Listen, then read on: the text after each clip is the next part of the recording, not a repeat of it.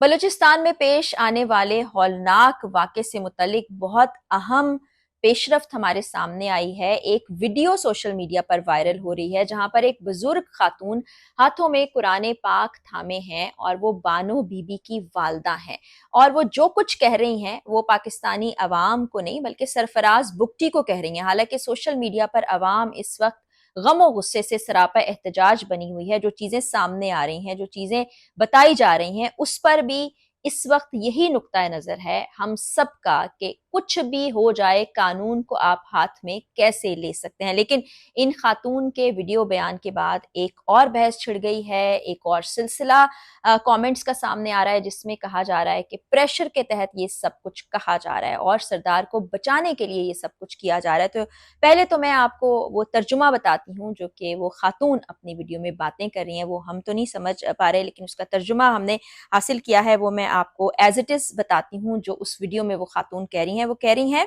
मेरा नाम गुलजान है और मैं बानो की माँ हूँ। मैं इस कुरान पाक को सामने रखकर सच बोल रही हूँ, झूठ नहीं बोल रही।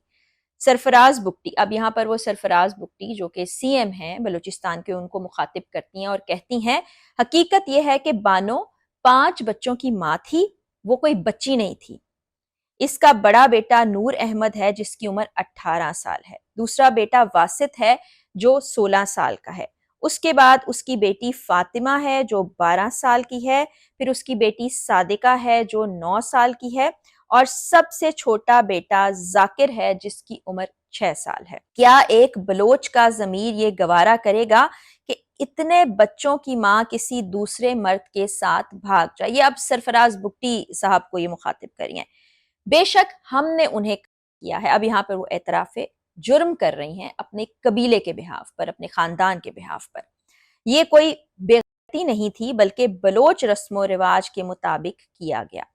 सरफराज बुगटी, तुम हमारे घरों पर छापे भेजते हो, हमारा कसूर क्या है? हमने जो भी किया गैरत के तहत किया, कोई गुनाह नहीं किया है।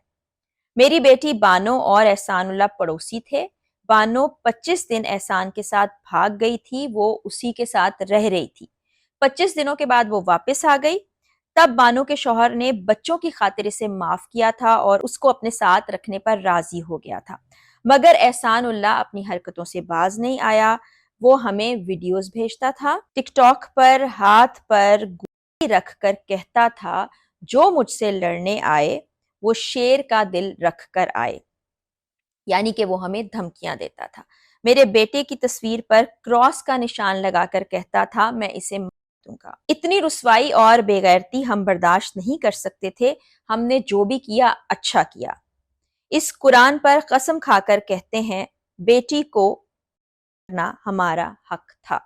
अब ये वालदा की स्टेटमेंट आपने देखी है, जो वो अपनी ज़बान में बात कर रही हैं, उसको यहाँ पर ट्रांसलेट करके आप तक पहुँचाने की कोशिश की है, जहाँ पर वो पूरी ज़िम्मेदारी लेती हैं और कहती हैं कि हमने खुद ये फैसला किया था कि हम अपनी बेटी से ज़िंदगी का हक छीनेंगे। और 25 दिन तक बेटी एहसानुल्लाह के साथ गई थी, फिर वो वापस आ जाती है। शौहर उसका जो नूर मोहम्मद है वो उसको माफ़ कर देता है, वो अपने घर में रहने लगती है। और एक हमारे तक ये इत्तला भी पहुंची थी कि हलाला भी किया गया था, यानी एक नाबालिग बच्चे से इनका निकाह करवाने के बाद इनके शौहर के पास रखा गया था बानो बीबी को, और अपने बच्चों के साथ वो रह रही थी। फिर एहसानुल्लाह के बारे में ये बताया कि वो वीडियो पैगामात भेजता था टिकटॉक के ज़रिए से, इनके बेटे को धमकियां दिया करता था। और उसके बाद ये फैसला ख़ानदान वालों ने किया कि इन दोनों को मार दिया जाएगा। फिर वो ये कहती हैं कि इसमें जिरगे के सरदार का कोई कसूर नहीं है। और फिर वो सरफराज बुगटी को मुखातिब करके कहती हैं कि ये हमारा बलोच रिवाज है, इस सिलसिले में हमें तंग मत करो, हमारे घर पे लोगों को मत भेजो जो लोगों को गिरफ्तार करने के लिए आते हैं। अब आपको गुज़िश्ता वीडियो में मैं बता चुकी हूँ कि गिरफ्तारियां काफ़ी लोगों की अमल में आ गई हैं, जो 15 की तादाद में हैं, जिनसे इन्वेस्टिगेशन की जा रही है। ये हाई प्रोफाइल केस बन गया है, इसका नोटिस ले लिया गया है। और जलाल सतकजई जो कि भाई था बानो का, जिसने सबसे पहले उसको निशाना बनाया था, उसको गिरफ्तार करने के लिए कोशिशें की जा रही। जब ये कोशिशें तेज हुई, क्योंकि ये भी मैं आपको बता चुकी हूँ कि जो भी वहाँ एहलकार जाते हैं, पुलिस के हों या किसी और इदारे के हों, तो उन पर पथराव किया जाता है, क्योंकि वो कहते हैं कि आप हमारे हमारी टेरिटरी में दाखिल हो रहे हैं, दरअंदाजी कर रहे हैं, दखल अंदाजी कर रहे हैं हमारे मामलात में, तो हम ये सब कुछ आपको नहीं करने देंगे। और जब सोशल मीडिया पर बहुत ही ज़्यादा लोगों ने आवाज़ उठाई और इस कहानी को भी मन घड़त करार दिया गया, सरफराज बुगटी साहब के स्टेटमेंट पर भी सवालिया निशानात आने लगे और हम भी ये सवाल करने लगे कि ये मन घड़त कहानी हो सकती है, सीएम को इस तरह सामने आके बयान नहीं देना चाहिए था, कोई और ज़रा ये बताते।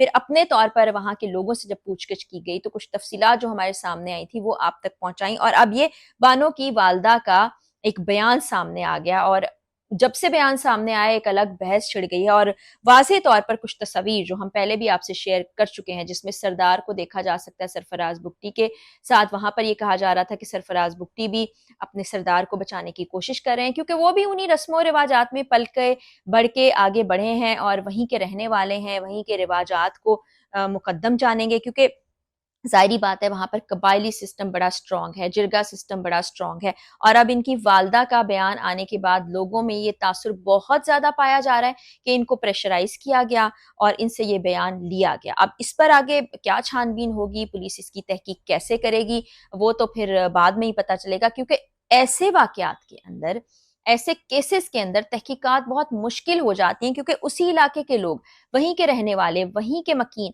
अपने जो बनाए गए खुद के कवानीन हैं, जो जिरगा सिस्टम के तहत कोई भी सजा सुनाते हैं, कुछ भी कहते हैं, वो तमाम चीज़ों को ही सही मानते हैं। अब कल एक बयान बड़ा ज़्यादा गर्दिश कर रहा था, जिसमें कहा यह जा रहा था कि जो वालिद हैं और जो शौहर हैं बानो बीबी के, वो इस पर राजी नहीं थे कि इनके साथ ऐसा सलूक किया जाए। और सरदार शेरबाज ने ये जो फैसला लिया था, ये जिरगे में बैठकर लिया था, खानदान को शामिल नहीं किया गया। और उसके अगले दिन ही वालदा का इस तरह का बयान सामने आना, जिसमें वो कह रही हैं कि जनाब ऐसा कुछ नहीं था, ये हमारे खानदान का फैसला था, हमने गैरत के नाम पर फैसला किया और हमारी बलोची रिवायात के बिल्कुल अगेंस्ट ये सब कुछ हुआ।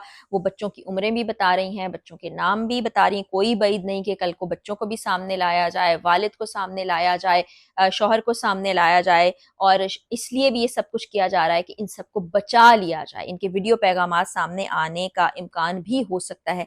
लेकिन फिर वही सवाल आता है कि क्या रियासत के अंदर रियासत कायम हो सकती है? क्या ये सब कुछ जो हुआ, ये एक तरह से रिट को चैलेंज नहीं किया गया हुकूमत की? ये सिलसिला क्या कभी ख़त्म हो पाएगा?